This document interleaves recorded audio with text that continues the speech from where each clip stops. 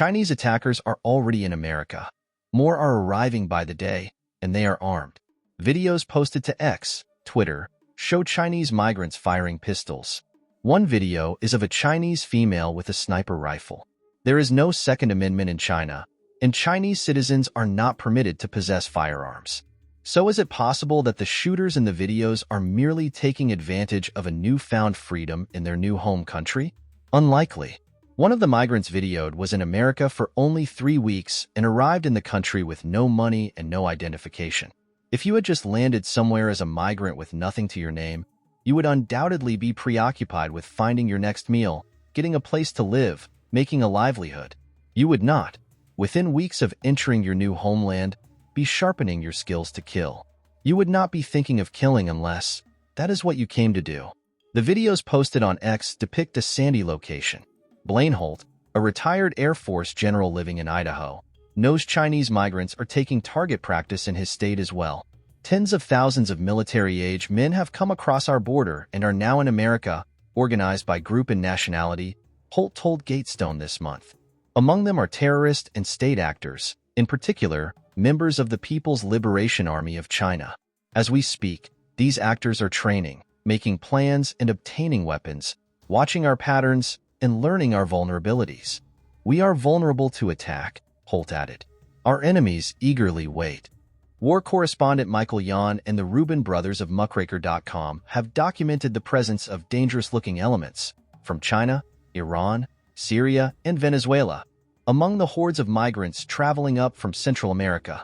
Yan and the Rubins have noticed, among other things, that Chinese males of military age are traveling in packs of 5 to 15, are unaccompanied by family members, and are pretending not to speak English. Some of them, on their way to America, have performed Chinese military rituals. Federal agents have periodically apprehended border crossers with terrorist connections, but the surge in migrants from China is taxing law enforcement resources. U.S. Border Patrol chiefs testified last year before the House Homeland Security Committee that they are worried that, due to sheer numbers, migrants with links to the Chinese military and those who are members of the Chinese Communist Party are slipping through background checks. Despite warning signs, the Biden administration is not keeping tabs on dangerous-looking elements once they have crossed into America. China's Communist Party is at this moment putting in place the infrastructure in America to attack America.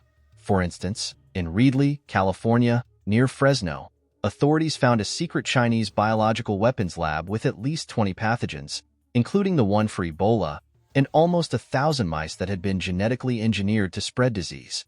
There are no benign explanations for such a facility. Moreover, it is unlikely that the Chinese regime has only one such lab in America. It appears that the People's Liberation Army is planning to spread disease by having its agents transport the mice around the United States with its now many operatives already in place.